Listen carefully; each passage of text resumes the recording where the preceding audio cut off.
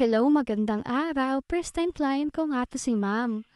At volume cut ay yung pinalagay niya. Paano mo malalaman kung maayos ang pagkakalagay ng eyelash extension mo? Dapat una nilash bath ka at nilagyan ng primer. Nilagyan ka rin ng eye cleanser or eye wash para iwas irritate at iwas allergic reaction sa blue. Dapat may mapping para mas maganda at lumabas yung style. Dapat tama rin yung pagkaka-application, tamang procedure, may isolation, hindi dikit-dikit, para katulad yan, kahit anong angle mo siya i-brush, pwedeng-pwede. Hindi ka masasaktan, kahit i-brush mo siya ng i-brush. Magaan, at hindi mabigat sa eyes, hindi na mumula after.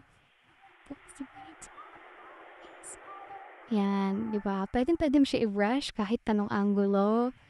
Yan. Kahit kuskusin mo yan, walang mag-fall out. Fall out.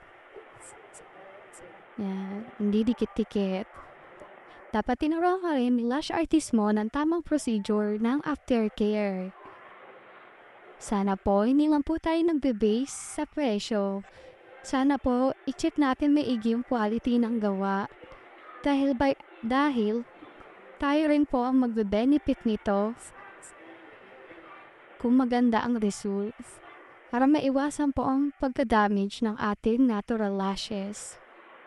Sa mga kapwa ko lash artists, mahalin po natin yung trabaho natin at mahalin din natin yung client natin. Mag-care po tayo sa kanila. Hindi lang po tayo basta tumatanggap ng sahod sa kanila or ng pera. Dapat may care tayo. Yun lang po, salamat!